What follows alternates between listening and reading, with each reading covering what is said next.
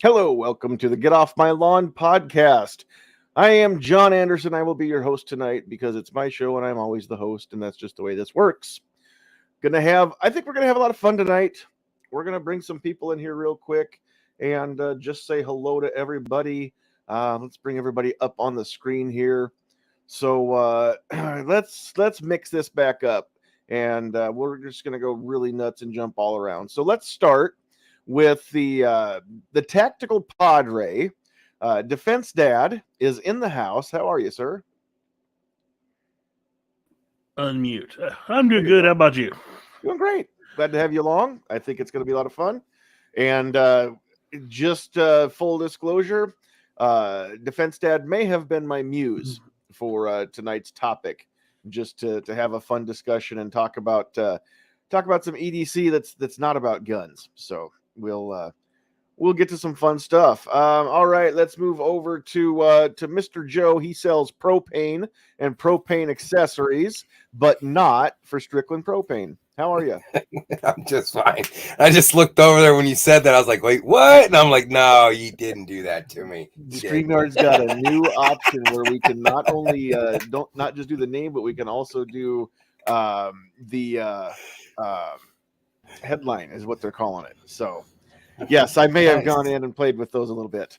Last but certainly not least, everybody's favorite tactical teacher coming to you from the capital city. He can teach you, but he has to charge. What's up? Hey, man, I bring everybody to the yard, whatever that means. So I don't know if that's a good thing or a bad thing. So I never thought a description of me would be incorporated with a rap song, or a hip hop song. But anyway, it's true. He's made it. It's true. He's made it. Right. I'm officially made. So now I'm doing good. I think it's going to be a great discussion. I was excited when I saw the top. I'm always excited when I see your topics, but tonight it's like, all right, this is an easy one. We got this, man. We got this. That's right. Let's do it. All right. And then we've got also joining us, just popping in the room, we've got Pat in the bunker, deep underground, in an undisclosed location. How are you, sir? Hey, thanks for not too bad. Thanks for having me on. Hopefully it all holds together. I had a hard crash right before I was ready to come on. So we'll see if she holds together tonight. All right, man. We'll see what happens here. Yes. Okay, let's go through the announcements that we always like to go through here. Put those up on screen. If you are watching live, we want those comments because that's what makes this fun. Otherwise, it's just five guys sitting around having a discussion amongst ourselves, which we could do on a regular texting group. We wouldn't have to get together and broadcast the whole thing. Speaking of which, I'm in a couple texting groups with some of you, and let me tell you folks, it's a good thing we don't publicize those. Just saying. The ability to speak freely is not lost sometimes. But please mash that share button, and if you haven't followed us on both YouTube and Facebook, please do go catch us over on Twitter as well, Sandhills Media. And if you see the ticker rolling across the screen because you're watching on video, which is either YouTube, Facebook, or Spotify, then please go find us on Rumble, because I would like to add Rumble in as one of the three options where we go live every week. So go do that. I think I've got 13 followers. I need 12 more minimum before I can start going live. So it's been a long, slow process. That means that most of you out there that hear me say that are not on Rumble. If you want to go get on a platform where you can watch videos that the platform itself, or the what do I want to say, the company, the hosting company, doesn't put huge restrictions on you, and pretty much if it's not illegal, then you're good to go. Go check out rumble.com. It is amazing, and they're making it better all the time. Now they've finally got the option on the app where I can start a video and have it in car mode, and I can take it off the screen and it'll play in the background, so I don't have to violate the law with video going while I'm trying to drive. So very, very Hey, cool. John, real quick, it's followers. We need 25 followers in order to go live. Well, that's the way I understand it. Although Okay. It tells me I don't have any channels when I go to. I'm still figuring this out. It's odd. I had to What create a videos, channel though? which was named after my account, so I had to create a separate channel which is separate from my account. And It's almost we'll like you find create out. a Google. What's that? If I get 25 followers on the main account, and I still can't go live, then we will make the channel. But I don't know. I haven't talked to anybody at Rumble to find out. But I'm Okay. just going to let that scroll all night. Hopefully you guys get tired of it watching and you just go and do it, so you don't have to keep seeing this. Yeah. But yeah, get those comments going in there. Also, please check us out on the Self Defense Radio Network. This show and all kinds of great shows over there that are 2A minded or freedom minded or just really cool stuff. And of course, this episode is brought to you by Sandhills Defense. That is one of Northeast Nebraska's newest firearms instructor services. So hit me up, and I would love to be part of your journey, learning either starting off the journey. I've got classes designed for people who have never fired a handgun or a long gun before, all the way through. I just don't know why my gun sights are always off no matter what I do. I can't stop shooting low left or low right. Come talk to me. We'll get you on the straight and narrow. And sometimes it's just helpful to go through a lesson and just have somebody else watch what you're doing and maybe spot what do they say in golf? Spot the hole in your swing, something to that effect. So hit us up, sandhillsdefense.com, or you can call or text 402-851-0726. And of course, the views and opinions expressed on this podcast belong to the individual expressing them and do not reflect the views of any of our sponsors or their owners or the host or any of the other panel members. We are not offering any legal or medical advice. So if you do try this at home, anything that you find here, do that at your own peril, and don't say you weren't warned. So, okay, that's all the stuff we got to cover. Wait a minute, I got a question. You said if I'm shooting low and to the left, yeah, I can call you and you'll help? Yeah.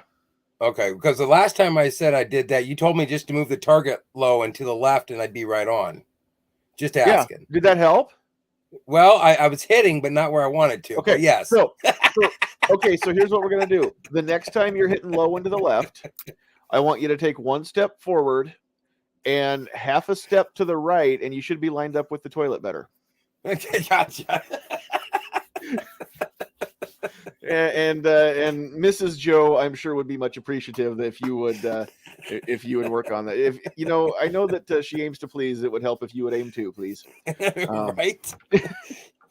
Okay. You know what? Anyway, that's it. I'm kicking her off our text message group. Doggone it. That's it. We're gonna get this off the rails quick. If it, you know what, it might be one of those nights, kids.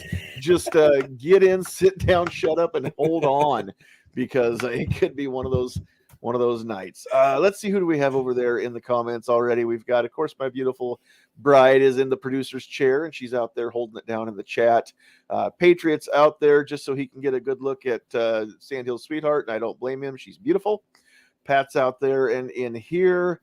Defense Dad is out there. Pretty much the whole chat is you guys, I think. Nope, there's tacos and french fries making us hungry. Woods is out there. Who else do we have? That might be it for now. Get those comments in, and let's make this a rowdy. Let's make it a fun night. Nothing crazy. We're not going to make it to where the kids can't be in the room, but at the same time, let's have some fun. So, Defense Dad, we're going to start with you because you were kind of, like I said, you were the some of the inspiration for just talking about this.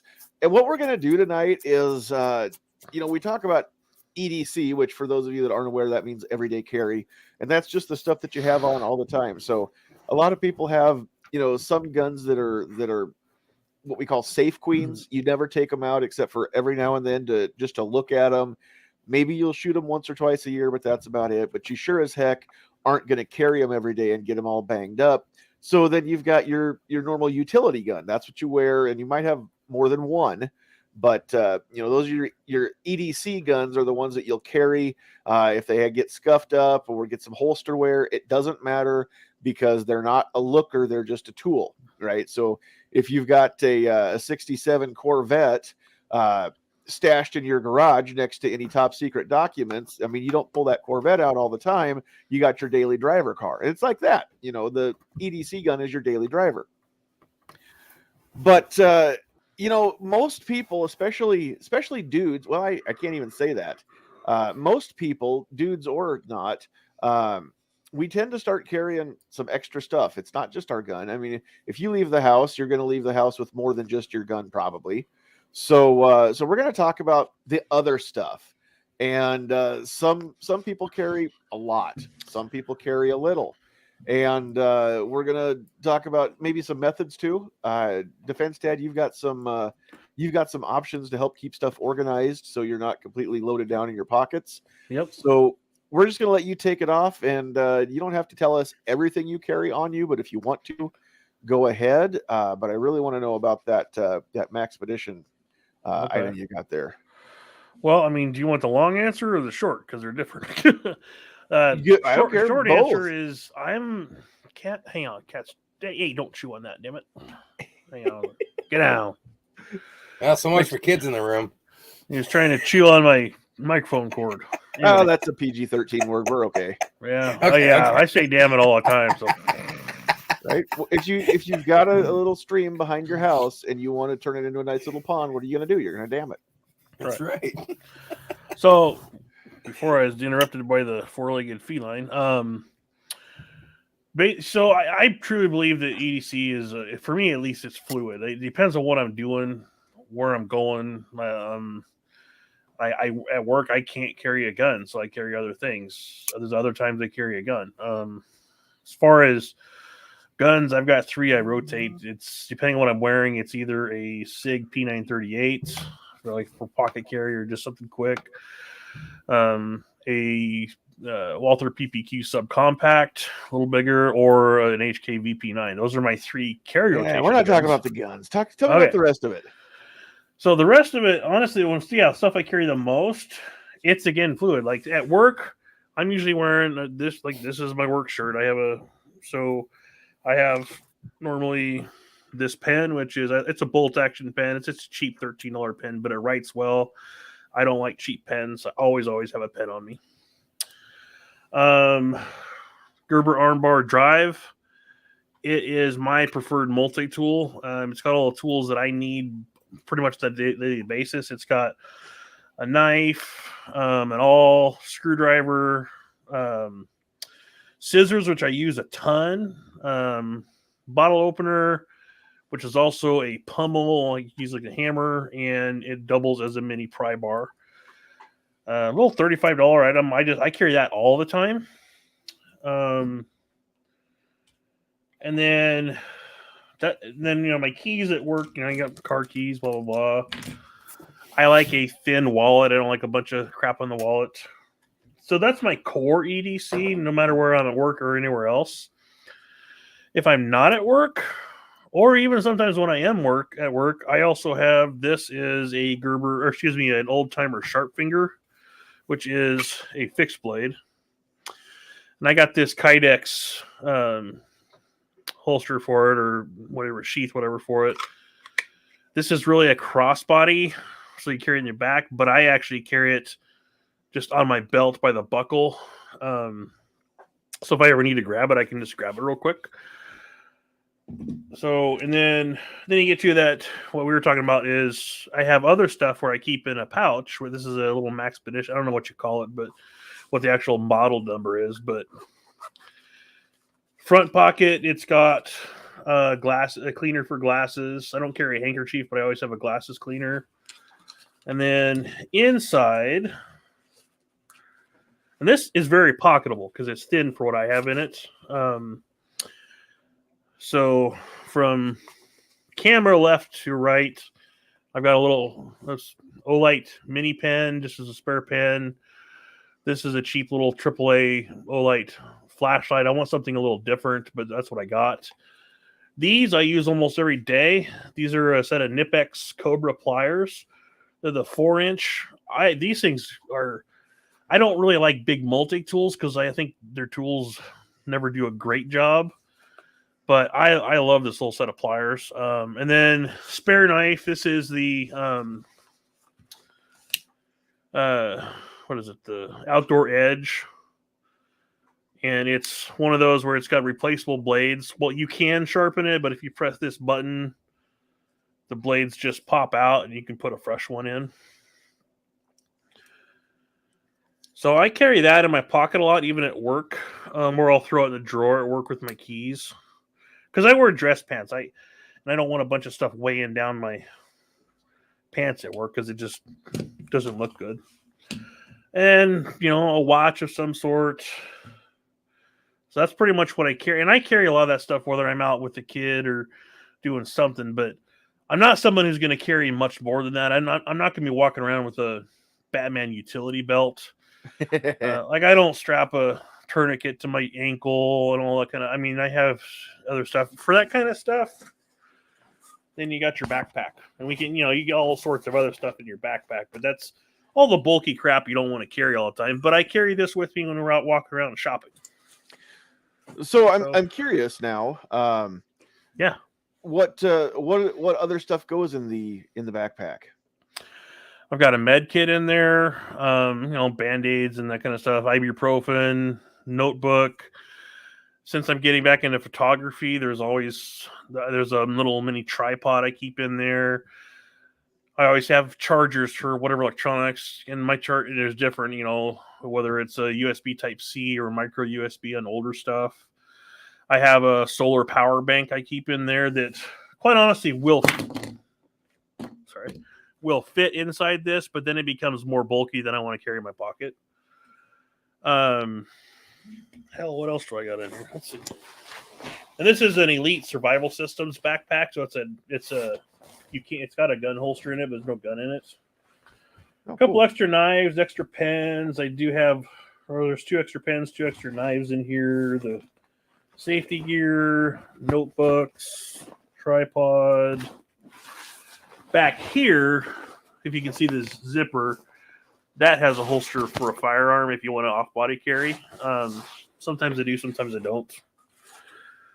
But all my stuff fits in there, and then if I want to carry a lot of stuff and we're out trekking around downtown or shopping or do something, I can carry that.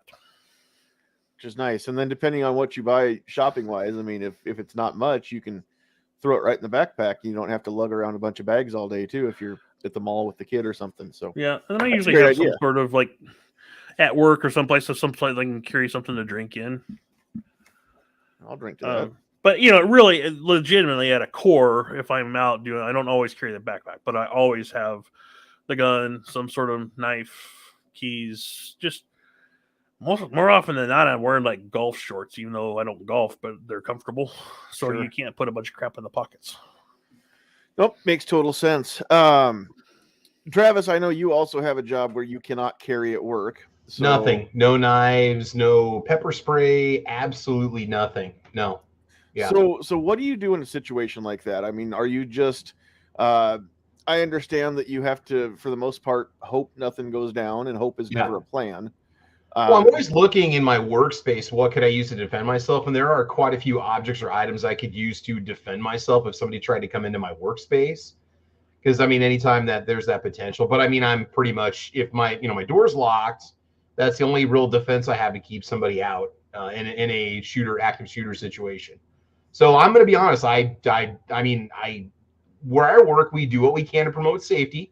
But I've always been an advocate for allowing teachers to carry in the classroom. I don't, because I don't want to lose my job. I don't want to get arrested. But I've always been an advocate for it. And so if something ever happens, I mean, every day I go to work, I feel safe, but I also understand that I'm in an industry where things happen. You don't know when things are going to happen, and it's just the nature of the job. Right. So it's just the reality. It is the reality of it now. So now on a lighter note, I did do a complete school bag pocket dump, I guess you want to say, video like 3 years ago. So I'll post the link over there if people want to watch it. It's 11.5 minutes to go through what I take to school every day. And it's just what I need for every little situation I've ever run into. I basically learned something. What do I need to have on me? Whether it's for paper cuts or whether it's for ibuprofen or a little bit of sugar in case one of my clientele goes into diabetic shock, which has happened before. It's depending on, I mean, I've got all these little things with me to kind of get me ready for any situation. Now, personal EDC outside of work, as soon as I come home, I gear up, right? Real quick, I mean, I've got my Ruger LCP Max 380 with its little sticky holster, which is awesome because you can pocket carry it in anything, even mesh shorts. It's so lightweight that it doesn't pull your shorts down. Obviously, chapstick. I got to have chapstick. I have a stick in every single coat that I own because you try to go a day without chapstick and it is awful. I mean, seriously, try doing a day without outdoors, especially. You start getting dry, and then that's all you can think about, So chapstick. Flashlight, Through Night T2, little teeny tiny guy. This thing is just freaking bright as anything. And it only lasts about 30 minutes with the battery in it on high, but it is so bright. It's awesome. I've learned that you got to have a flashlight. But yeah, my bag, it would take me a half hour to go through my bag and empty everything out of it because it's just all my basic gear. Sure. Let's see. When I'm walking the dog, I do EDC a second firearm with a winter coat on.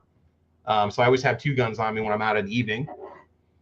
Blade, edgewise, I've got the Emerson Kershaw CQC6K with a blade length that is compliable with Nebraska law. So when it's in my pocket, I will not get in trouble for having a concealed weapon because of the blade length. It's a 1/4 inch shorter than what's necessary.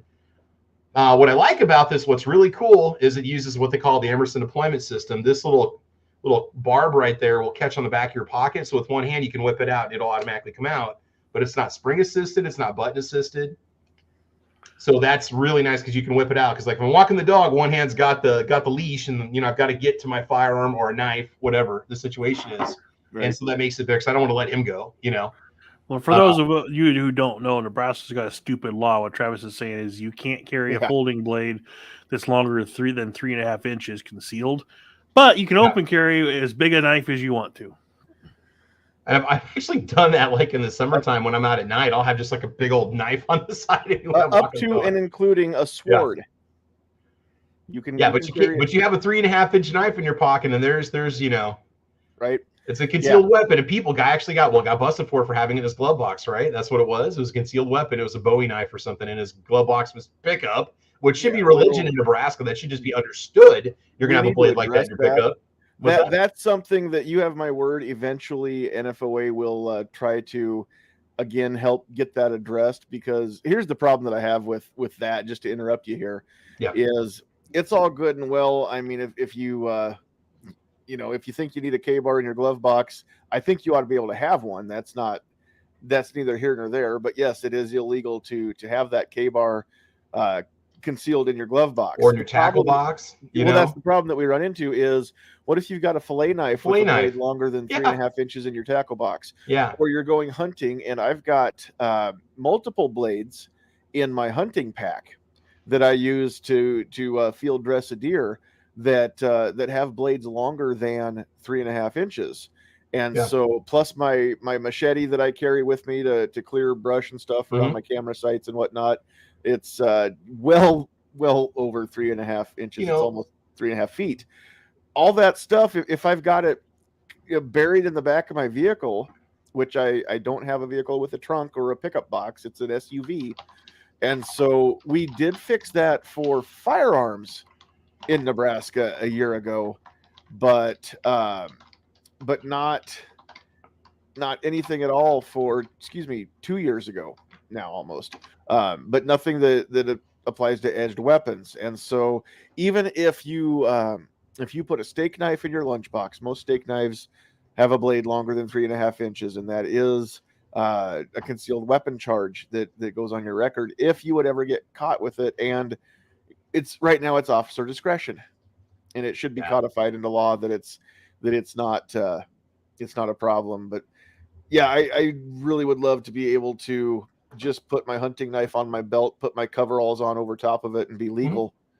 Now, when I'm hunting, I'm typically on private property, and if I never leave the private property, it doesn't matter. But if I happen to drive down the actual road to get from one spot to another, and you can't get from any of the hunting, only one hunting spot that I use can I get back to my dad's house without being on a road. And so when I'm on the road, I'm technically in violation of a law if I've done that. I don't, for the record, anybody listening, I would never do such a thing, but it's so easy to forget about such a thing as that. So the last one I want to say, don't forget, you go, and that's the crappy thing about that Nebraska knife law. It limits what I can buy for pocket tools. Because if I want to just slip it, that my Leatherman, I'm like, I got to double check the Leatherman, make sure it doesn't have a blade over 3.5 inches. Is that right? If it's 3.75, and some of these Leatherman or Gerbers are really long, and that limits what I can buy. And I'll put it in my pocket and forget, or if it has a clip and it's got a blade longer than 3.5 inches and I'm wearing a coat, it's now being covered. I think our lawmakers forget that 6 months out of the year in Nebraska, it's really cold and you got to cover up. And that just completely makes it just ridiculous. You know, it's just it's stupid. It is. I mean, according to the letter of the law, even scissors, they are edged. And most scissors have, again, blades longer than that. But I can have a 36-inch katana slung over my shoulder when I walk the dog. If any part of it's visible, it's not concealed. That makes it okay. Yeah. I mean, that's, I can do way more damage with that than I could a little 3.5-inch Gerber pocket tool. But you know, that makes me wonder, Defense Dad, what's the blade length on that sharp finger? The sharp finger, 3.25 inches. Nice. Okay, see, John, you're the reason why I got a different EDC knife, because the last one I carried was identical to this, but it had 3.75-inch blade. Like, what's a blade length? I'm like, I don't know. So for 3 years, I may or may not have been carrying a knife blade. That was now keep in mind though, if it's summertime or light enough weather that your coat doesn't come down to your pocket, and I'm a big dude. I wear 2XL t-shirts. They always go down over my side. I'm just saying, if you have a pocket clip and the clip is visible, then it is not a concealed weapon. But maybe I'll just start. Hey, I'll just start sporting some 1980s half shirts, and just the old Turner Gill jersey, BMX, Turner Gill. Yeah, I'll just start doing that, and then that way I don't worry about getting a concealed carry charge. I'll get I've often thought decency charge or whatever, but public exposure. People wear muscle shirts to show off the guns, right? Yep. Let's bring back belly shirts to show those off too. Let's just absolutely, do it. Man. Absolutely. Dad bods. I heard that dad bods are sexy. I read it on Facebook, so I know they are. They are.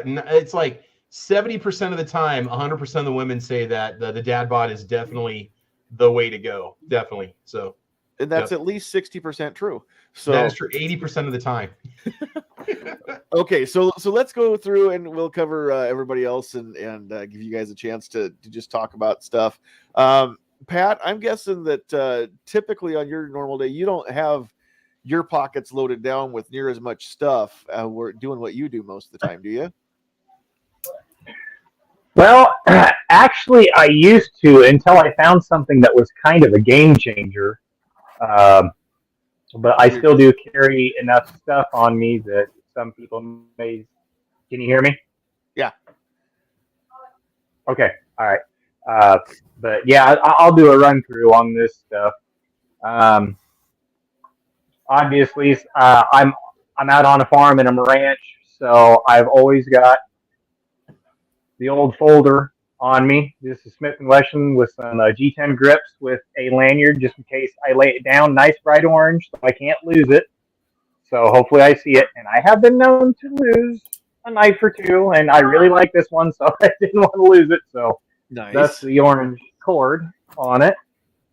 And then I've got a Bushnell with the C123A rechargeable batteries in it. Oh, cool. Because if you try to buy just the regular 123 batteries, oh my God, they are expensive. Just go rechargeable, people. They are horrible. But 3-position light, high, low, and the old blinky. But I don't use a blinky. So, and of course, being on a farm or ranch. Oh yeah, got some pliers. The old John Deere pliers. Had that set for 13 years now. And the other thing that I carry on me, that's all I carry on me. That's it. Now here's the game changer that I found: the battle bottle. This guy right here, and they are a little bit on the pricey side, but dang, does it keep things cold for a long time. All my keys and everything stay on here, and then if I need to, I can clip it to my belt if I need to go hands-free. The wallet and everything stays right in there. That's a wallet pouch right there. Cell phone holder right there on that side. Extra knife because, every once in a while I lose one. Sharpie, because I'm always writing on filters and marking stuff, just everything. I use a Sharpie all the freaking time. Let's see what else. And it's got enough web gear, and my tactical pens are in here somewhere. I clip my tactical pen on here. It's really heavy duty, aircraft grade aluminum.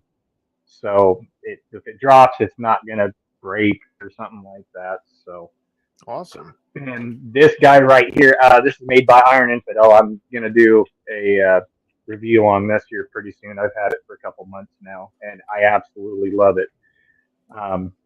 Holds a little over a half gallon of water. So on those real hot days when you need a lot of fluid, it's right here. And I typically drink iced tea all the time during the summer. So yeah, this guy's been a game changer because I can keep the wallet out of my back pocket. So when I sit down in the pickup or in a tractor or something like that, or if I'm out on the side by side or the four wheeler, I can just throw this, put a tarp strap around it, boom. It's all there with me.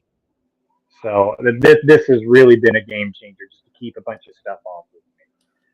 So I'm not getting weighted down, especially during the summer when you're sweating so bad. And cool. And my bag that I typically carry in my pickup or on the four wheeler or side by side when I'm gone for a long stretch, like let's say the whole day. I'm out building fence or checking cows or spraying mussels, cedar trees, whatnot. This guy, it's a rattlesnake tactical bag. It's got 3 compartments. It's got the small one there. It's got other small one up there. Sunglasses in there if it's super bright out there and my eyes are just getting bugged out. Like I said, it's got 3 other compartments. I do carry 2 extra lights in here, especially right now where I'm calving. And if I get a cow in the chute and I've got to pull a calf, this is a floodlight with a magnet, very strong magnet. I just slap it onto the top of that, or I'm working on equipment or anything in the dark. That thing is awesome. That's by Nebo. And typically I carry a little bit of food and an extra bottle of water just in case I misplace that bottle or something, God forbid. Oh, let's see what else. And typically I carry an extra pair of warm gloves during the winter. I've got a little bit of boo-boo stuff like some Band-Aids and stuff like that in this compartment up here, and just some miscellaneous stuff. I need to repack it actually. And typically I will not pick it up, but I will point to it. I don't know if you guys can see it, but that one right there, my M&P shield, that guy goes with me everywhere, whether it's in the bag or if I'm out with the family, that's when I'm carrying with 2 extra mags. So that's typically my loadout, and the bag fluctuates depending on the time of year. Sure. It really does. Summer, winter. Those are the 2 really big ones. When I do a really big switch on the bag is summer or winter, because Nebraska, it can go from summer to false winter, back to summer, then actual fall, and then you go to winter, then it goes back to spring, then goes back to hard winter. So, in a weekend. Yeah, that's just a Saturday. Exactly. So that was just this afternoon. What I carried. Right. All right. Right. So, but cool. All right, Joe. We'll give you a chance to. Do you load yourself down or do you travel light? I generally travel fairly light. A lot of the reason I've learned to travel light is less noise from back in the day. But I do carry some version of. I can tell when I get kicked out for a second. I do carry a version of this. I like DeWalt. They're fairly inexpensive, especially with what I do. You don't want to lose it. If you lose it, it's fairly easy to replace them. I have some really nice ones that I carry with me at other times, but this is kind of like my work one. Sure. And then I carry what's is similar like a drywall knife. You just never Okay. know. It's a razor blade, really simple. I always carry my wallet in my front pocket. I've done that for years. A lot of that's due to the fact of growing up in areas where there were pickpockets, so it's a little harder to pickpocket somebody in their front pocket. And then my keys, and then when I do carry, I carry an XDS slimline single stack. And I'm kind of like Travis. We always have always wear this double X shirt, so this is always covered. So I'm always concealed. So it's 3.5, right at 3.5, I believe it is. So pretty close. And then I also have my bag I carry with me in the truck, and like you said, the machete. I have a really nice machete. It has a sawtooth back on it, very solid, rubber handled, and that actually goes into the side of my bag. And then in my bag, I usually have some beef jerky, some trail mix, something that can stay in it year round. It's got a small shovel, like a military style shovel. I carry a down to 20-degree sleeping bag in the bottom of it, which is nice because it's only about yay big. Of course, I didn't go out to my truck to grab it. Then I have a small gun cleaning kit. It's about yay big, fits in that pocket. It's got some molly loops and whatnot. Carries the extra magazines in there. First aid kit. What I like about it is you're able to get it closed down really tight. Makes very little noise when you carry it. But that goes everywhere with me in a pickup. So yeah, for the most part, I run fairly light, but there's times when I've had to been thankful I traveled light. I had this knife the other day, and I had my concealed carry with me, and we raised a few hogs, and I had a hog that was hung up in a rope, and I had the big hog kept nipping at it. And if you've ever had to get into a pen worth of hogs and you've got a couple of them wanting to nip at each other, you kind of got to watch yourself. So you never know. So Those I must teeth have are looked kind of sharp. crazy that night. Yeah. Yeah. And they can bite. People think pit bulls have a bad bite to them. And I love my pit bulls and never been bit by them, but I have been bit by a few hogs and I'd rather not. But I had one that got hung up and I had this in one hand. I like it because it's not rounded. It's actually more of a chisel point. And I was able to hook it without hurting the animal.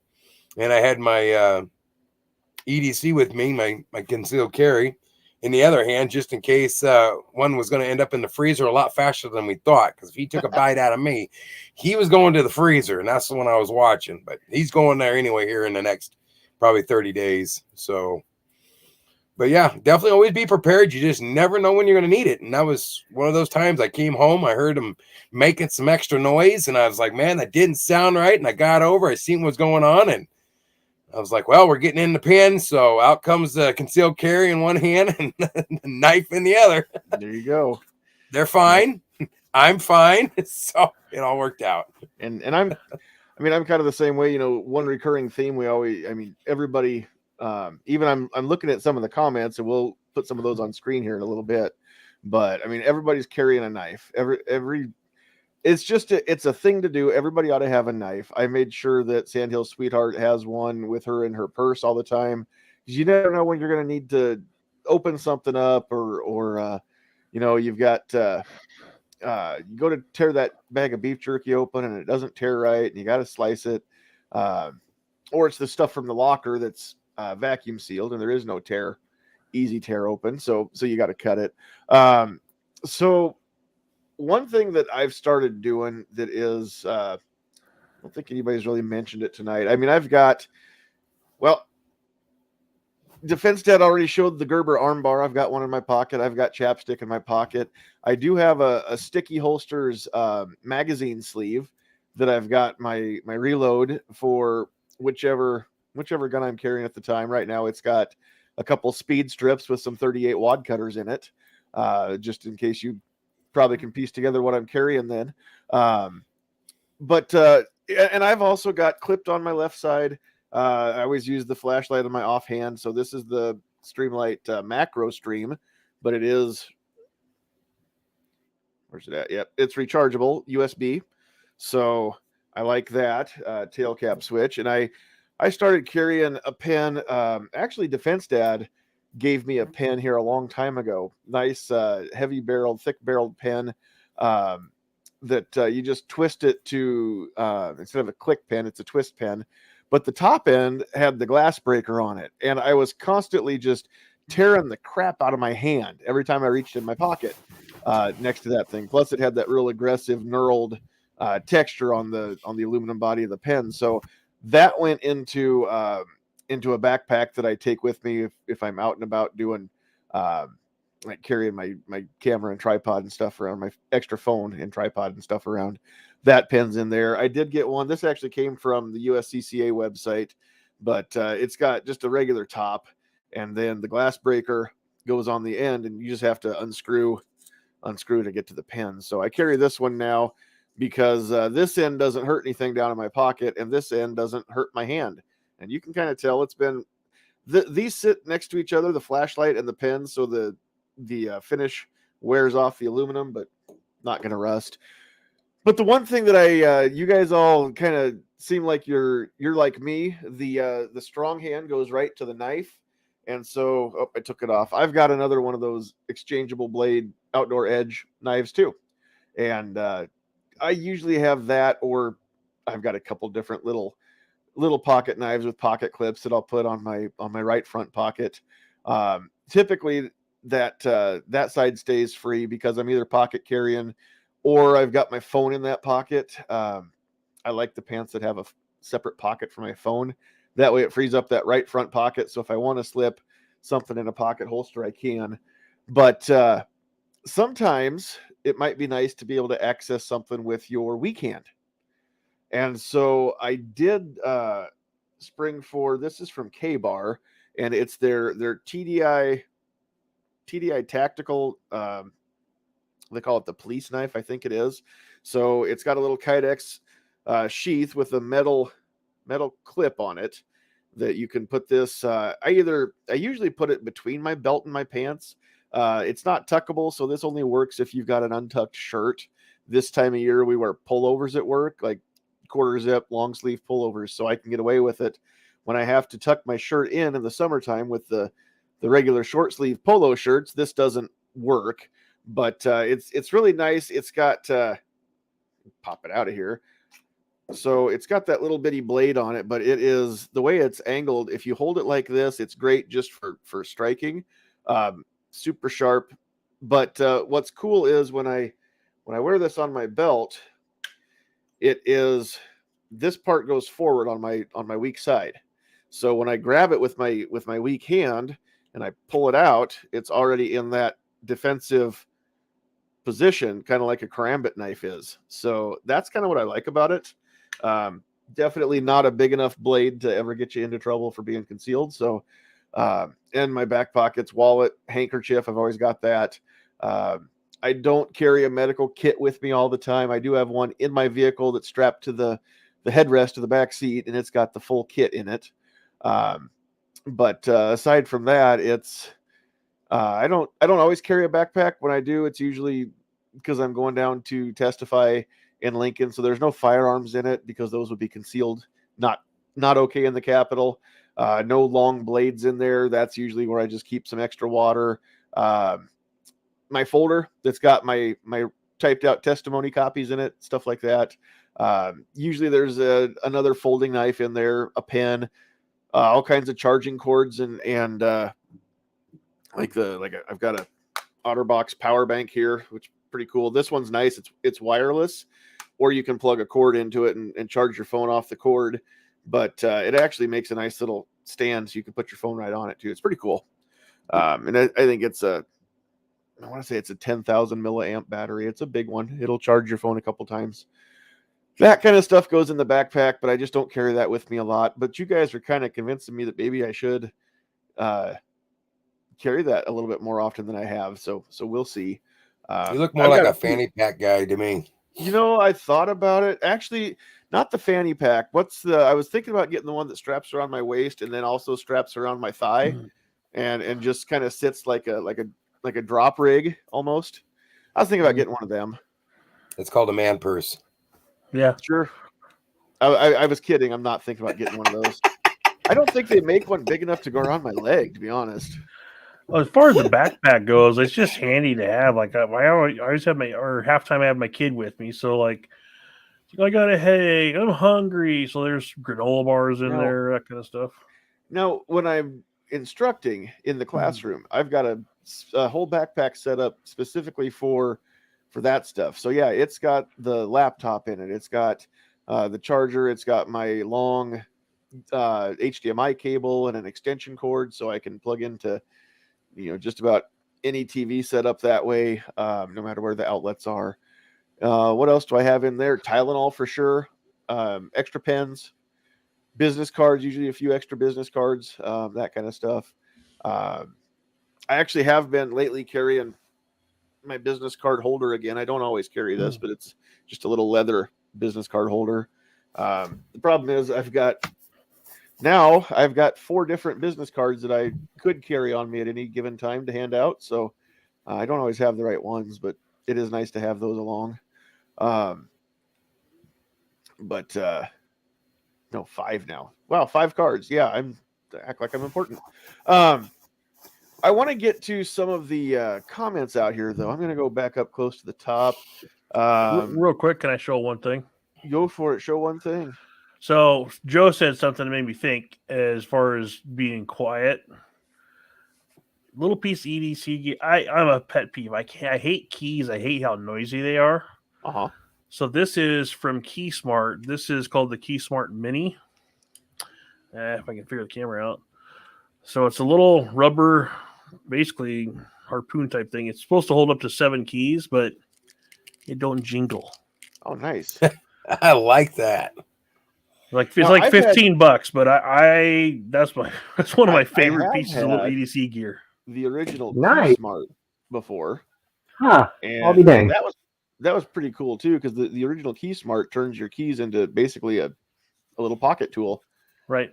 And I only carry 3 keys, and that was bigger than I wanted to carry in my pocket. I'm all about having. I'm the opposite. I've actually got more than that, and I had carried too many keys.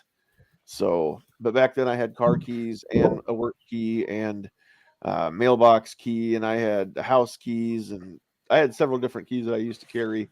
But now I'm kind of getting back up there because I've just got different rings. Now that I have a vehicle that doesn't have a keyed ignition, I'm not as worried about how much weight I hang off my keys. So I can put everything all together, and I'm not worried about I always got yelled at as a kid, don't put extra weight on your key ring because you'll ruin your ignition switch. So I don't do that. But now it's a push button, so I can load everything together, and I've got a quick release.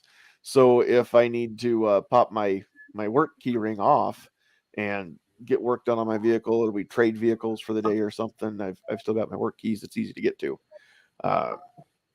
So yes, and I carry that on a carabiner from Night Eyes.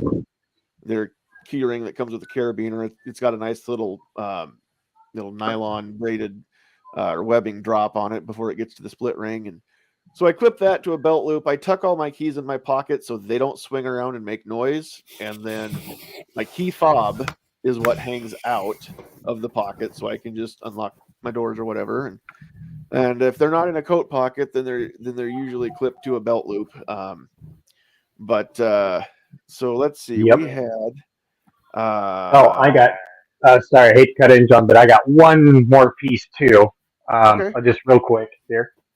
I totally forgot about my charging system. This is made by DeWalt. I do carry a battery bank with me, and the great thing about this thing, this is their second version. This has a 100-watt input output, and it comes with a charger, so you can actually charge your big DeWalt batteries.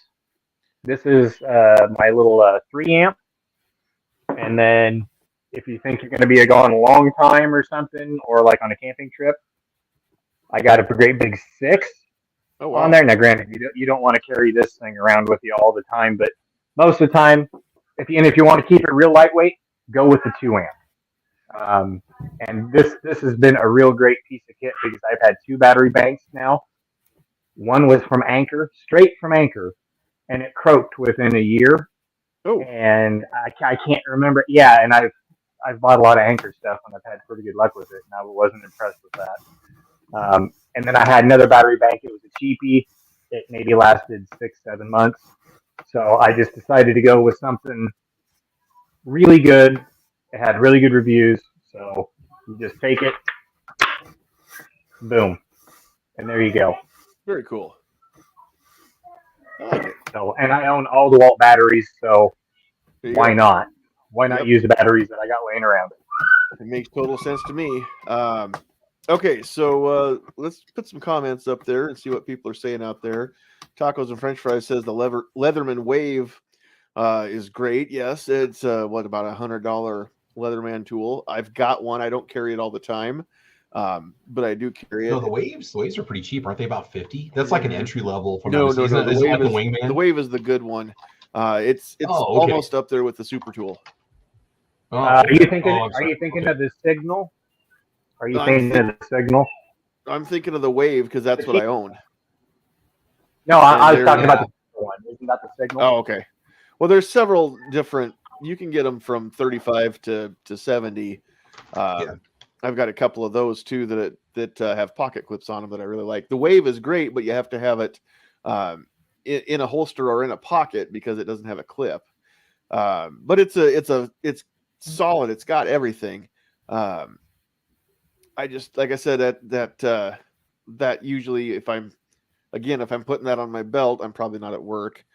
Woods says he's got his LCP and his SP-101, and then a buck 110 and a cheap knife, tactical light in his cargo pocket, wrapped in a big piece of elastic, some paracord, a couple Parker pens are usually an Expo marker. Is that your regular loadout? Other than the guns, is that like your school loadout, or I don't know how that works. Michael Frost over on Facebook says Leatherman, palm, pepper spray. I don't know what a Chris Reeve Numza is, but it sounds like something that It's a really nice knife. okay, because it sounds like a Superman thing to me with Chris Reeve in there. A Mod Light OKW, Streamlight MicroStream. Dude, you kind of look like you're going all out there. In the briefcase is a full individual first aid kit with chest seals, tourniquets, gloves, shears, the Israeli bandage. You can even open up an airway, a Sharpie, some hemostatic gauze, also just your regular Gas X and Imodium. And if you're stopped up or need to get stopped up, he's got the pills for you. Cold stuff. Let's see what else. Michael says also for a great pen, look into the machine era pens. I'm going to have to check that out. Maybe I can get my beautiful producer to make a note. Wood says at school, the guns stay in the console safe in his Jeep to be compliant. Yes. Let's see. Patriot says keys, phone, rock, and no one Patriot. I'm pretty sure means that literally. 2 Kershaw knives, wallet, and a St. Michael challenge coin. Sometimes a stream light. That's true, Patriot. You never know when you're going to need to light something up in the dark. He always has his rock. I want to know more about that, dude. But if it's a story you don't want to tell to the public, I get it. But you need to. I need to hear that story. Squiblift is out there. Says he carries stuff and things, which is I honestly that surprises me, Squiblift, because I would have thought that you carried things and stuff, but stuff and things. I would have got that backwards. Let's see who else. What do we have out there? Hey man, got to give away one of Squiblift's secrets there. He is an Olight fan. So that is on his channel. So yep. Aha, there you go. Mhm. And Travis, you did put that link out there on the YouTube side, so people can click on that on Mhm. YouTube, but not on Facebook. So Michael, I don't see anybody else yet on Facebook, but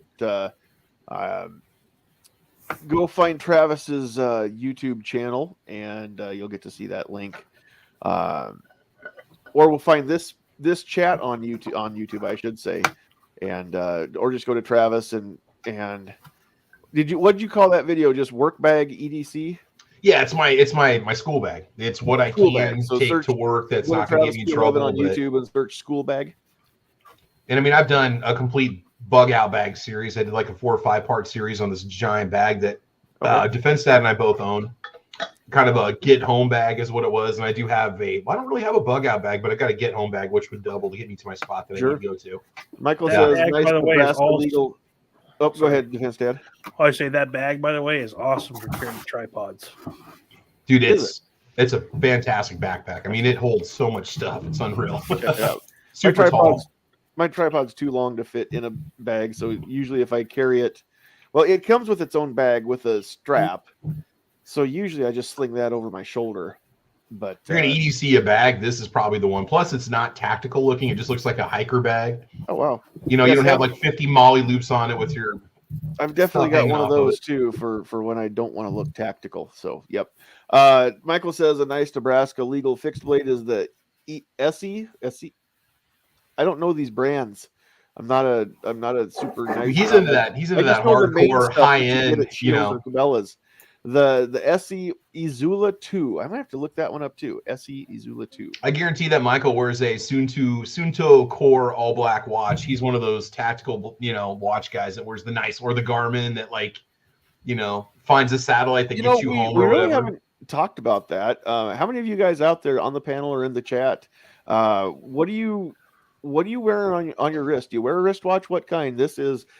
I tell you what, it's filthy. I haven't cleaned it up, but this was Give Shane an hour. birthday He's going to present. need like an hour or so. A birthday have- present from my bride. This is a G-Shock from Casio, but it's the Yeah. atomic one. I really like that. So I never have to worry about it not being right because it gets the radio signal from the atomic clock. Love mine. I have like 15 watches. Yeah. The ones I wear the most, though, this is a Casio Wave Scepter. This thing's like 14 years old. It's a solar watch. This is an old Timex that I put on a different band. And then if anybody's a watch nerd, I wear a Casio Royale pretty often, which is a cheap Casio watch that looks similar to a watch there was in a James Bond movie. Oh, cool. And it's like a $15, $20 watch. Nice. You know what? Speaking of EDC, I kind of want to put this together. Michael, we're not going to go around the horn here, but that's only because I do want to get into this a little bit more in a future episode. But I'll put the question on the screen. What belts do we carry our stuff on? I want to put that together with I want to have another discussion about just carrying how we carry our firearms. Especially if it is waistband carry. Yeah, I want to get the belt, the holster involved in that and have kind of a talk about that stuff. So we will talk about that stuff, just not tonight because we're already at 9 o'clock. So Patriot did explain the rock.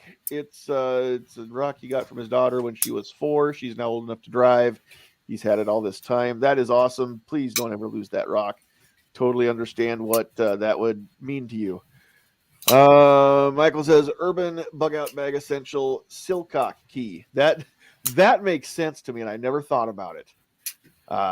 If somebody's got their outdoor water spigot on the side of their house and they've got the knob is not there because for security, you can turn water on with one of them. Yeah, that's an amazing item to have. That's why I carry the smallest pair of vice grip needle nose pliers because they fit. To lock And onto you that can- stem. Yep, Makes sense, you can too. do that, and how many other things that you can use. Plus, on the needle nose, it also has a wire cutter and whatnot in there as well. And I don't carry or wear any watches because my hands are always in some engine or some component, and I don't wear rings either for that reason. Sure. You mentioned pliers. I'll tell you, these little Nipex pliers, these are German engineered. These things fit any of they're thin.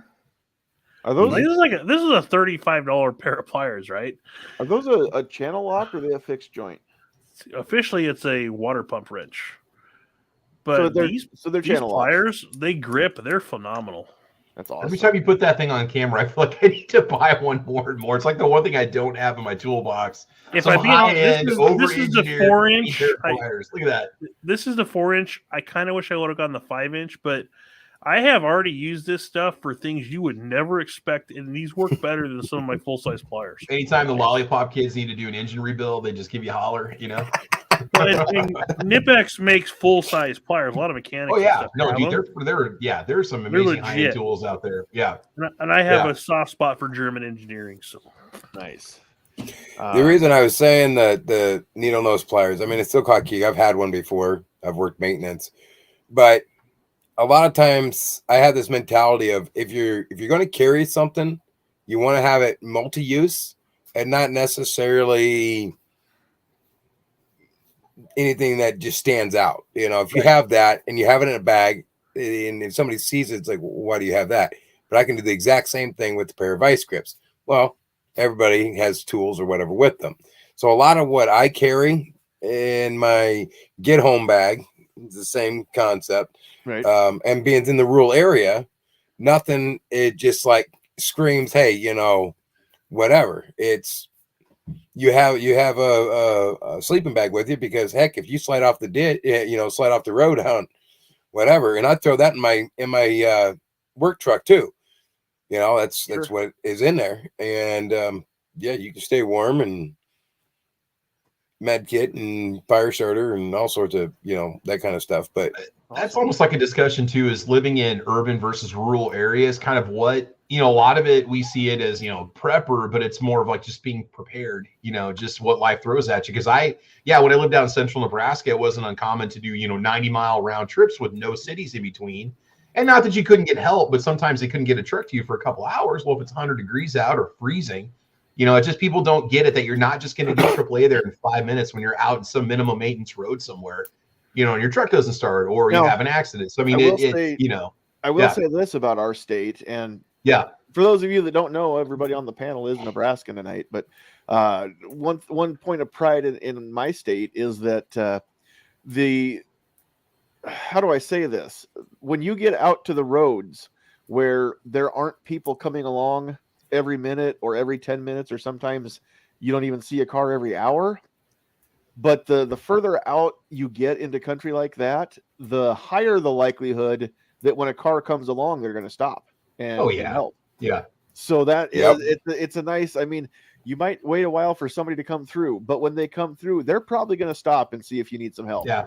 So that is another good thing. Whereas you get into the more heavily trafficked areas, then the people are less likely to stop. Mm-hmm. Yeah.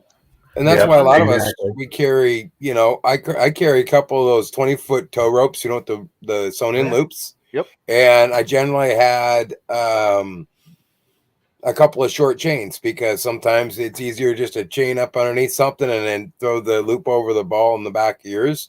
I like the nylon ones because if it goes flying or it breaks on you, it doesn't take out, you know, dent up my tailgate or my back window.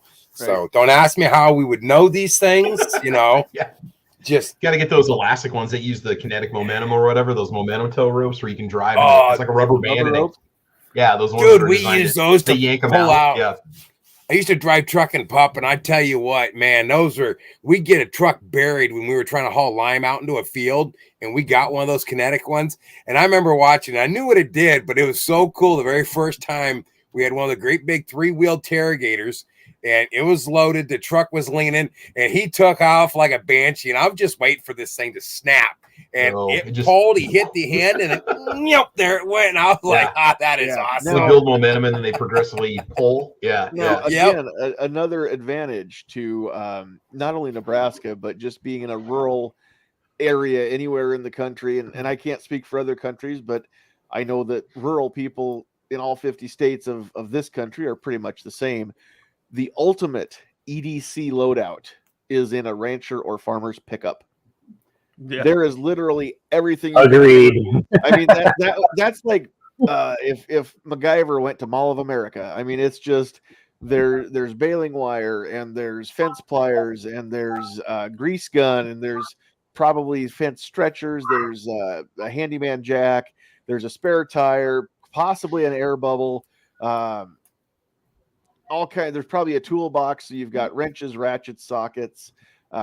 Just about anything that possibly goes wrong that doesn't require a tow truck any given rancher or farmer stopping by with their pickup probably is going to have at least most of what you need to get you going again.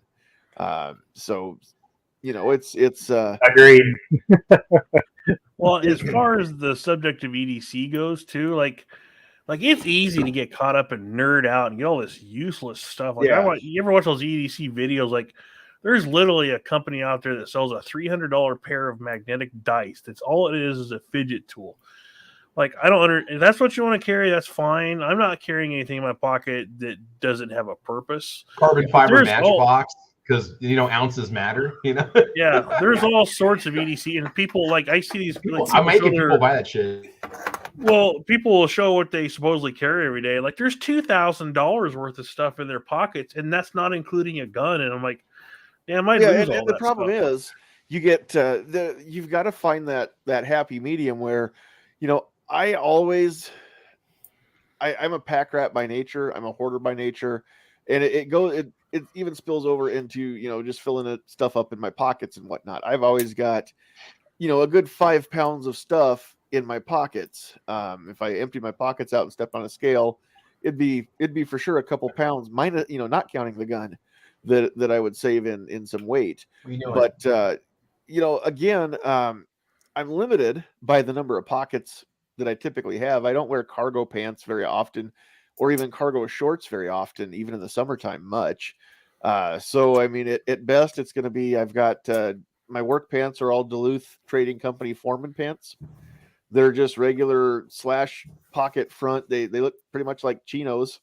A few reinforcements in a few spots, and then they've got a pocket down the leg for a cell phone. And that's it. So I mean, I've got 2 in the back, 2 pockets in the front, plus my cell phone pocket. I can't carry everything. And then again, when I have a pullover shirt, I can get away with maybe a little bit more on my belt, but not a ton.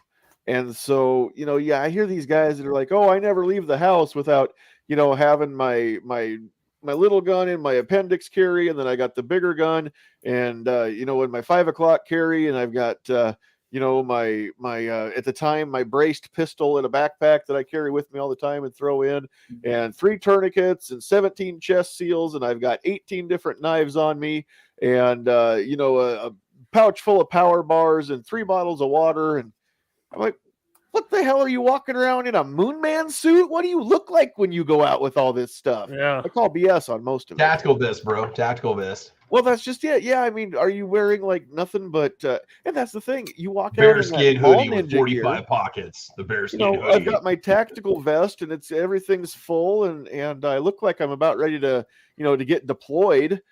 And it's fine if you want to be a mall ninja. Go for it. Keep the cheaper than dirt in those places in business. Spend your money where you want to. This is a free country. It's capitalism. Go for it. Yeah. But at the end of the day, I could maybe see a tourniquet. Honestly, I'm more likely in my everyday life to need a tourniquet than I am a handgun. Yeah. Yet I don't carry one on me, but I take that back. If I'm instructing, I've got one within 10 feet. Plus, I've got another one in the vehicle. So if we need extra tourniquets, we can get one on right away, and then get a second one on, and save somebody's life, along with some chest seals and stuff. I do carry that stuff where it is put more how do I want to say it? Still not likely, but more likely. The potential is greater for a sucking chest wound or penetrating trauma. Yeah, I do have those when I'm instructing out on the range, or just when I'm by myself out on the range even. But I don't walk around with a tourniquet on my person all the time. I don't walk around with extra paracord or fishing line or anything on me. Maybe I should. I've actually got a couple different paracord bracelets that maybe I should carry one. I mean, you never know. But again, I don't figure in the urban jungles of Norfolk, Nebraska, that I'm going to need to use my survival craft skills to live off the land either. So, well, and that's why I like the idea of having a backpack. It's usually in the car, but I can grab it if I need it, or like even the pouch. Like, again, I don't carry this all the time, but I can throw the pocket if I need to.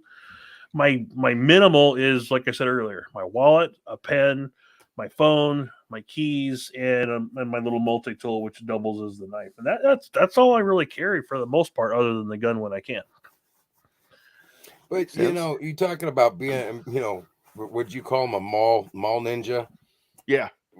One of the things is, like I said, I don't wear a watch because I drive truck. There's too many times when my younger days you're going to try to work on something. The next thing you know, you're hung up because of your watch. You can't get your hand back out and you're fighting with it. And same thing with rings. I've seen guys about peel a skin right off their finger off of that kind of stuff. That's why mine is squishy. Right. That's one of the new ones. But for like me personally, I always thought if you really look at what you're in, and I bet Travis is really good understanding with this, because where you work, you look at what you have there at your disposal that you're allowed to have, that you can use to protect yourself, so on and so forth. If you got work boots, most work boots have the really long shoestrings. I mean, technically, you can just about cut half the shoestring off, still tie your boot up. You've got that. If you've got a shirt, with sleeves, you can always use that to bandage something up. Well, I like the double X shirts. My shirts are long. Exactly. But if you wear long shirts like I do, heck, I could probably cut 4 inches off the bottom of this if I needed to. You can have a tourniquet that quick if you're carrying a decent knife, And so I think that's what cracks me up sometimes is these guys, like you said, literally spends thousands of dollars when really maybe we ought to just think more basic. You have the things with you, use them. You don't have to pack and spend all this money. You can use a tourniquet right out of a shoestring. Mm-hmm. Heck, I had a tire blow out on me one time, and I had ran out of zip ties, and I had to I had an air can on my truck that was coming loose. I was about 20 miles from home. I pulled over. All I had was my spare pair of shoes, and I took the shoestrings out and tied it up to get me the last 20 miles home. This is at 2:00 in the morning. There ain't nothing around. You may do with what you got. Necessity is the mother of invention. Michael's got another good tip just for especially if you've got bags and whatnot. Get an economy pack of mini Bic lighters, sprinkle them around in backpacks, coats, vehicles. It's handy. I don't smoke, but I do like to have a lighter close by.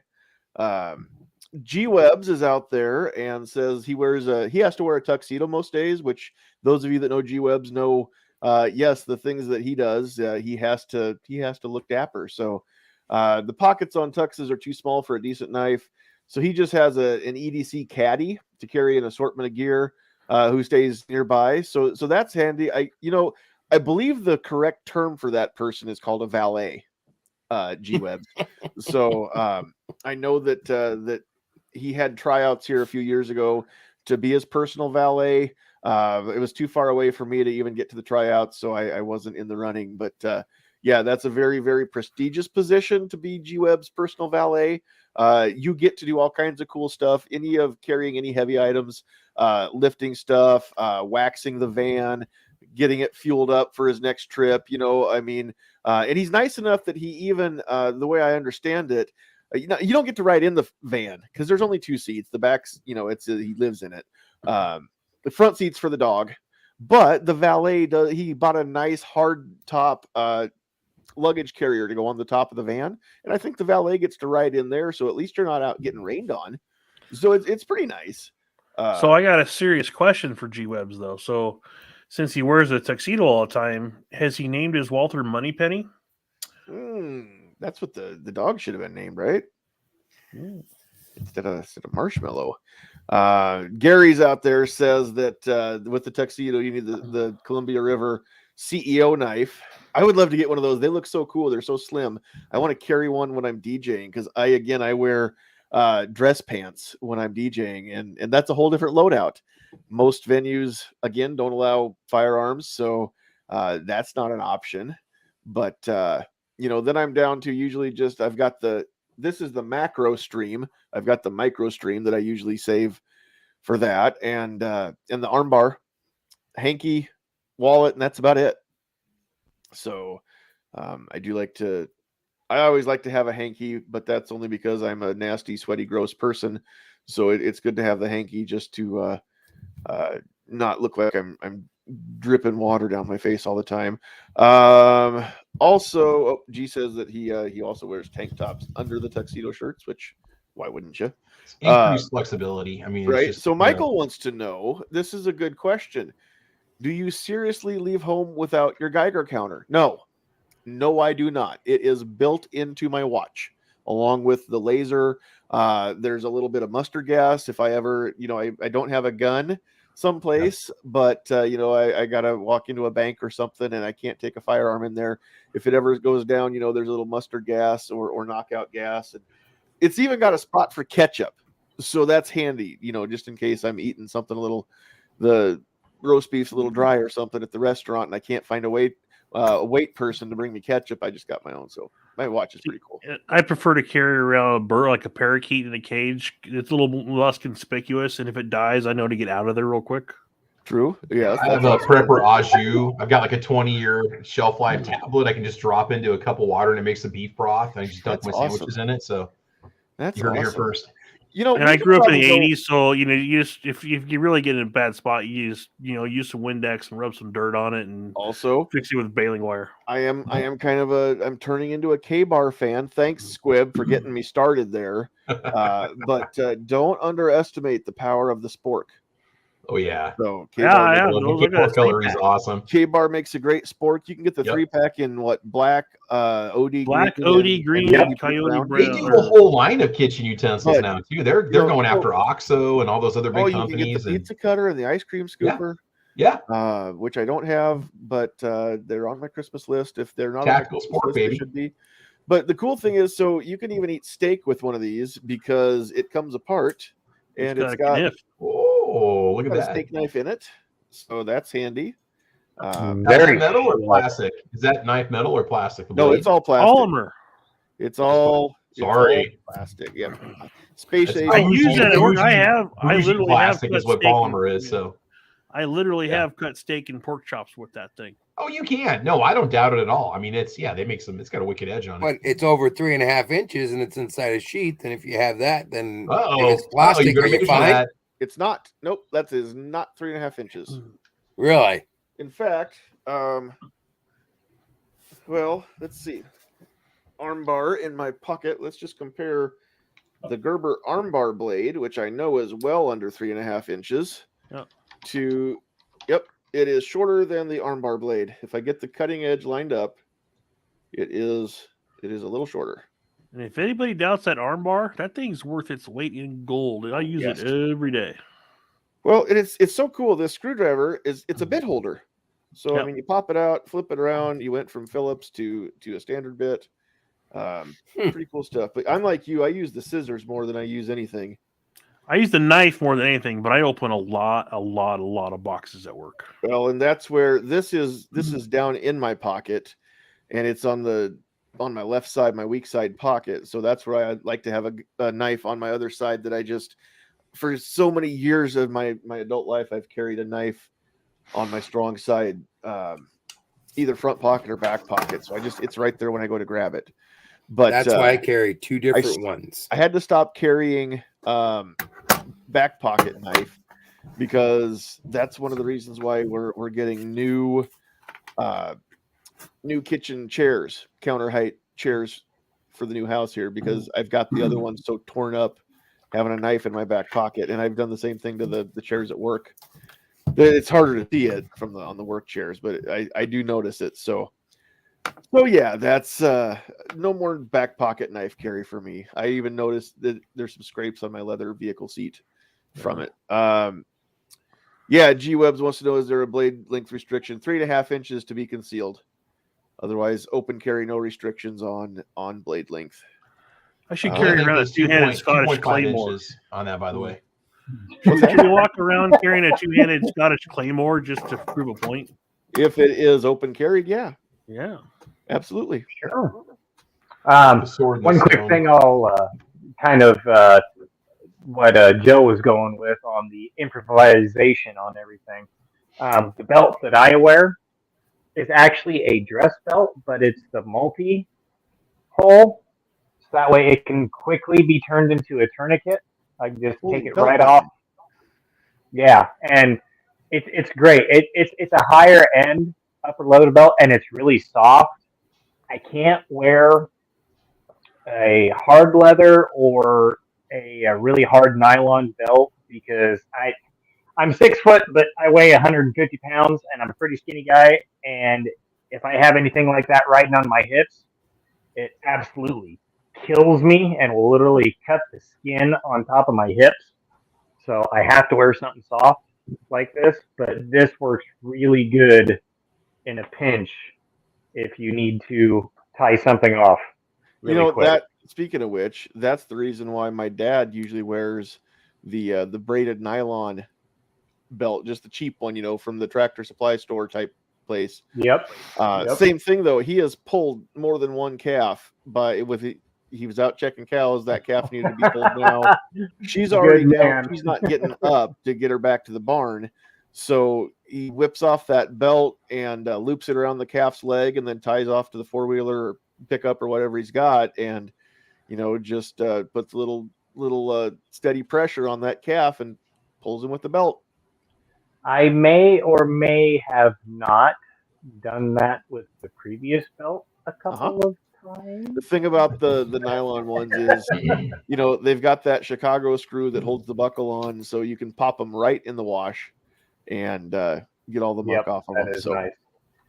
That's nice versus this one, because if you do that to one of these leather belts, you just gotta you gotta hand scrub and then dry, and then you gotta kind of redo with some little bit of leather treatment to not keep it from drying out and just absolutely falling to heck. M. Gabriel wants to know what's next for concealed carry in Nebraska. You know what? The official word comes through the NFOA channel. So go follow Nebraska Firearms Owners Association on Facebook. And if you're not on Facebook and you want to keep up, then send an email to info@nebraskafirearms.org. Ask to be on the email list, and then you'll get all the updates as they come out. And I promise you don't get emailed asking for money. Just so you know, we don't do that crap. So, all right, we've gone about an hour and a half. Anybody else have anything that you've been wanting to say that you thought of that you didn't get a chance to mention yet on your EDC that's not the gun stuff? I'd just say carry what makes sense to you. Yep. If you're one of those people that wants to have the Batman utility belt, rock on. I'm just not that guy. Yeah, well, if you've got the money to buy the Batman utility belt, buy it, wear it. True. But, the thing about Batman's utility belt is most of that was concealed under his cape. And I don't typically wear my cape around because what was that in The Incredibles where we found out that capes will get you killed. So I'm not taking a chance. So again, I saw it on TV, so I know it's true. Right. All right. Well, we're going to wrap things up here and give everybody a chance to do your final thoughts and any shameless plugs you want to do. So, Pat, we'll start with you and work our way around here. Well, first of all, I just want to say thanks for having me on tonight. Thank God everything held together tonight because things were not working in my favor before I came on. So, very good discussion. Like I said, the battle bottle, especially if you work outside and you want to be able to get a bunch of stuff off of you and be able to carry a lot of fluid with you during the summer and stuff, I would definitely look into battle bottle. I'll give you a quick description of it real quick. It is titanium. It is double wall vacuum insulated. So it holds the cold or hot, depending on whatever you're doing, for a really long time. And I tested this. I'll give one little piece before I do the review on this.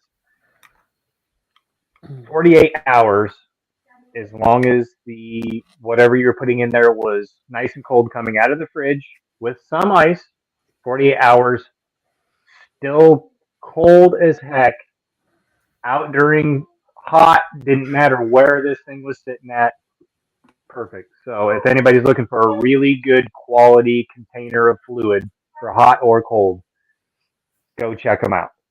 Battle Bottle. And who makes that again? By Iron Infidel. I've seen and those they on make Facebook. Yeah, they're over on Amazon too. I was just looking at them. I think they're 60 is what they cost. That's what they start at. Yeah, Pretty and nice. they were, and if you're lucky, you can catch them on some specials where they'll actually give you two different sleeves and Oh. the like cleaning brush and everything and different patches and stuff. So if you look up their specials, yeah, it's really worth it, especially if you're going to use it a lot and gets dinged or anything like that. They do have a lifetime limited warranty. So if anything fails on that part, you can send it in, and it's been great so far. I don't have anything to be bad about it. So anyway, thanks again, John, for having me on. A great discussion tonight. It really was, because it kind of got me thinking on a couple of different things on some EDC stuff. Well, good. Thanks for being part of it. Yeah, the Battle Bottle. So I need to check into that. Maybe again, my beautiful producer will get me one for Christmas or something. Joe, we'll move over to you for any closing thoughts and shameless plugs you want to give. No, actually, I appreciate you having us on, and we always have a lot of fun when we get on here with you. And some of us have been learning to use what we have or transitioning, especially out in the rural area. We figure out what works and doesn't work, very, very quickly. And I always need to make sure and take water with me. My wife is always after me about drinking plenty of water. So, it is kind of nice that sometimes you want to take some extra stuff. I'm not a big fan on lugging a backpack around with me all the time. So yeah, that Battle Bottle, he picked that up. I was like, I kind of like that idea.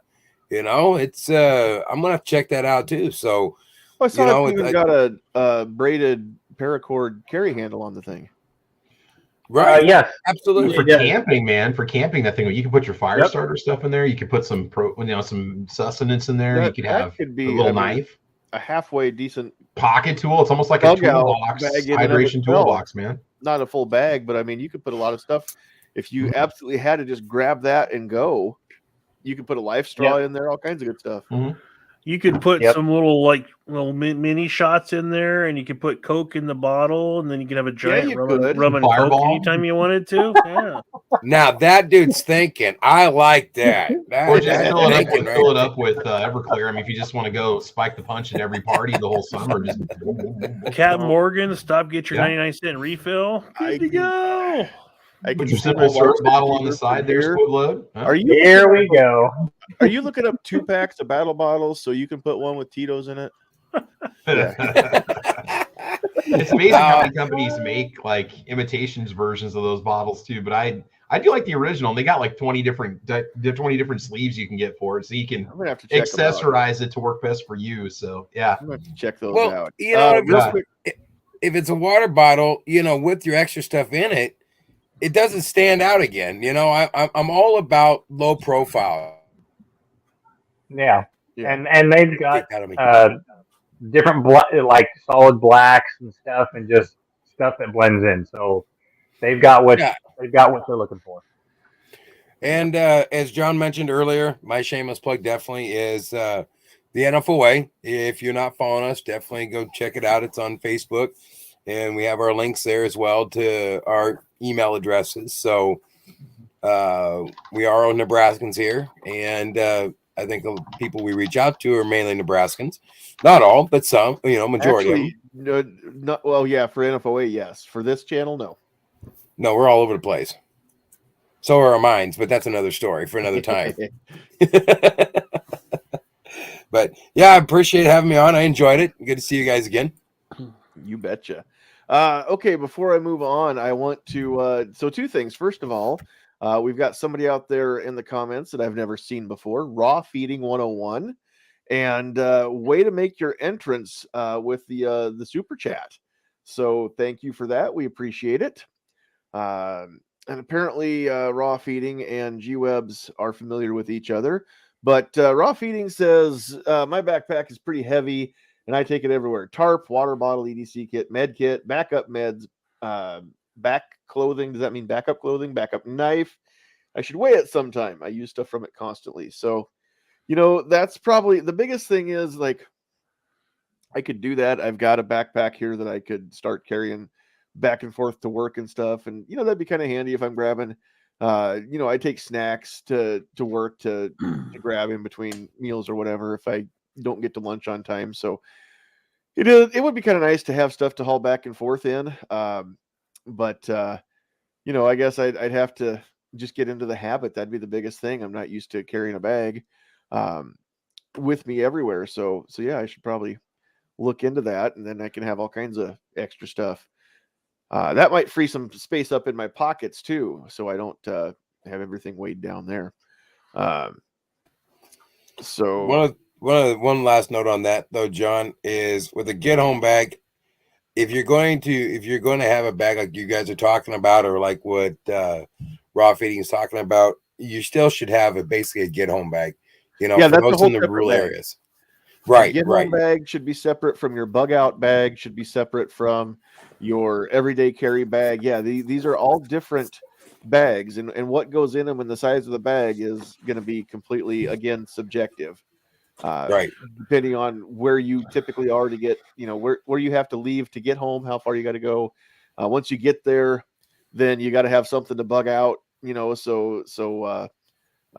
again, where you're going to is going to determine some of what you put in it. But if you put perishables in it, just make sure you schedule on your calendar once or twice a year to go through and change out the water, check the dates on the meds, whatever you got.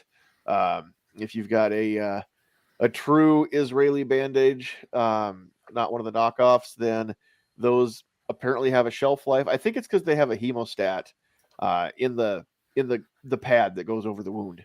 I think that's why. But most Israeli bandages are knockoffs, and for what they do, it doesn't really matter. I will say, if you're going to put a tourniquet somewhere, don't skimp. Don't get the ones that you can get 6 of them for $20 off Amazon.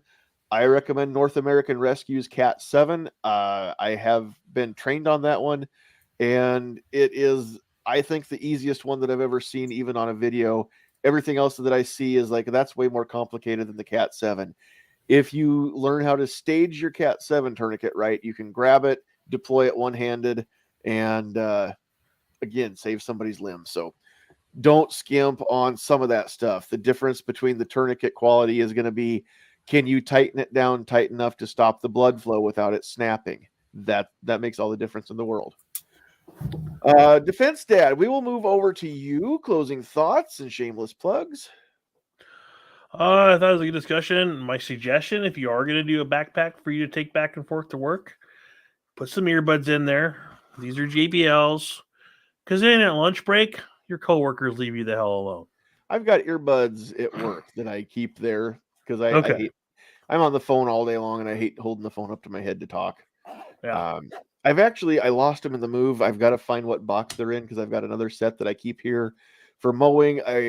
Snow blowing as well, mowing, and they're nice little Skull Candy Dime Chill is the dime. Skull Candy Dime is the earbud. They're $25 or $30. There's not much to them. Good quality. They sit in their own little charging case, and it's only, it's half the size of a Altoids tin. It doesn't take up much room in your pocket, but if you've got doctor appointments or stuff, and you just slip those in your pocket, and you've got downtime, and you want to watch this podcast on your phone without blaring it to the whole waiting room, you can do that with your earbuds. Yeah, those are a great idea for some EDC.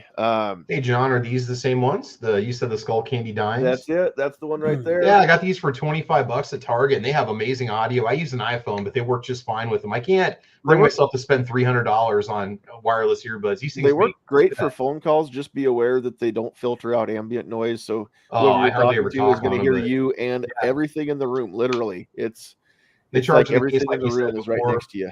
They last a long time too. I think you get 20 hours of playtime out of a charge. It's a bunch. I've got 2 pair at work. I swap them out every Monday. I swap them out and put the other one on the charger, and they'll typically get me through a week. They pair up, no problems. No, yeah. they sound really good. And they got different ear coverings on them to make them fit your ear too. So Pick different colors. Good stuff. yeah, yeah, Travis, well, we'll go ahead and move to you. And yeah. Defense Dad, were you done? Oh, You you know, for your shameless plugs. if you want to find me, I have a health and wellness and exercise. A gun channel. Yoga. It's called You do the Defense goat Dad. yoga. Yeah, I do fat guy yoga, which means I don't do yoga. Same. Yeah. So otherwise, Defense Dad. If you want to check it out, there's some decent videos, I think, and you can check me out on Instagram, and that's it. There you go. All right, Travis, you can back clean up.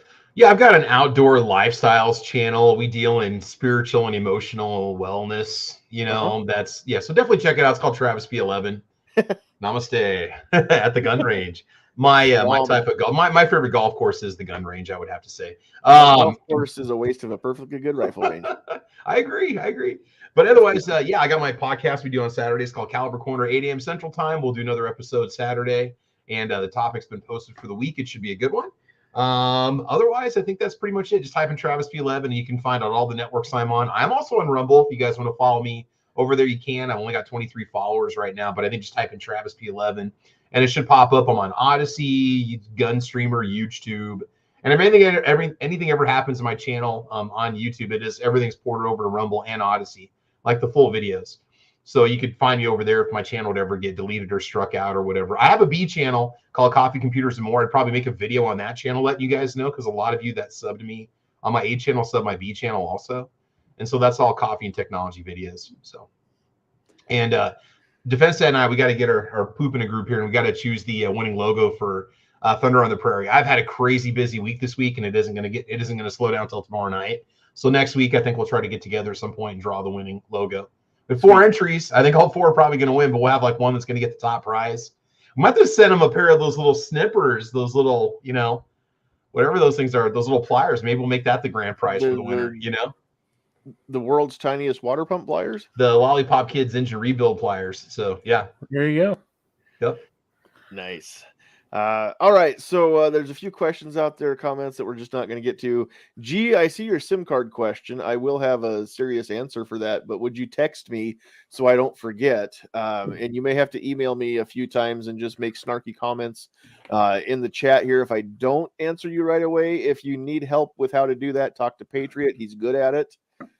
Just kidding, man. I love you, Patriot. So who was out there in the chat tonight on the list? On the Facebook side, I only saw Michael Frost out there, but on the YouTube side, we had Patriot in the Dark, Pat in the Bunker, Defense Dad, Tacos and French Fries, Woods, Tim S, Squiblift, Travis P11, Gun Websites, Vanessa Kitty, G23, Krabby Turtle, Hillbilly Up, Gizzard Gary, M. Gabriel, Raw Feeding 101. Again, welcome to the podcast. Hope to see you as a regular fixture, especially if you're going to drop them super chats. You're welcome anytime. But on all seriousness, I'm just glad that you're here. So please, if you have not liked and subscribed, please do so. Hit that thumbs up. Subscribe to the channel. Go follow on Facebook as well, and the Tweeter twatter. But more importantly, share this. Let's help this grow. Go hit me up on Rumble, rumble.com/user/Sandhills Media, and it says when I get to 25 subscriptions, then we can start going live. So I got to figure out, does that mean just overall, or do I have to build a channel within my account and then get 25 subscribers to the channel? Because the videos, that's what I did. The videos are already showing up. Everything moving forward that comes on YouTube goes to Rumble, just like it does over on StreamYard. I've just integrated it. So I don't know when it hits there. I think within a day it's up there. But I want to be able to put these up live so people can watch it live on Rumble, and maybe eventually we grow Rumble enough that they can get all the cool features that we wish that it had, that to make it really compete with YouTube. But that only happens if you all go get on Rumble. So go do it. Also, if you do go follow me on Rumble and you see that thing from locals.com, that is not a dating site. That's a whole different online community app that's integrated with Rumble now. You can go join my Sandhills Media community. It has nothing to do with dating. It's not Tinder. It's not Grindr. Don't worry about any of that. It's not for that. But if you're curious, go check that out as well on the Rumble page. All right, so there we go. G put it up there on the YouTube side, so it's clickable now. All right, on behalf of Pat and Joe, Defense Dad Travis, Sandhills Sweetheart, Liberty Bell running around here getting restless, and myself, thank you very much for joining us tonight. We hope that you enjoyed this. I like these talks where we don't get too serious. We have a lot of fun. Sometimes we go a little bit off the rails, but that's what it's all about. Can't wait till some of you actually decide to take it upon yourselves to intentionally run the night off the rails and see how far off topic you guys can get me. That might be kind of fun sometime. Wait, that's an option? You didn't know? I didn't know you didn't know. I would have told you. Ho, ho, ho! Ah, dang it. Here we go. Challenge accepted. Okay, so we're gonna end the night with one pro tip from G. That's not the one. It moved on me. There it is. Carry 45 ACP. If you do get shot with a lesser caliber, you can just bite a 45 ACP round. You'll stop the bleeding out of respect. That also works on a K-bar, so you can just bite the blade on that. Here's the problem. You can carry a 45 ACP. I don't care. Just don't carry a 40. If you do carry a 40, you might be tempted to use it. If you do shoot somebody with it and they ever find out, they're going to be plenty mad. So just don't do that. Just kidding. That was about the 25, not the 40 that was said. Kudos to whoever can comment, not in the live chat because it's about to end. Put a comment down below on the video itself, wherever you're watching this. Tell me who said that about the 25 ACP. Don't buy it. If you buy it, you'll be tempted to carry it. If you carry it, you might have to use it. If you shoot somebody with a 25 and they ever find out, they're likely to be awful mad. With that, have a good night. We love you. God bless you. But get off my lawn.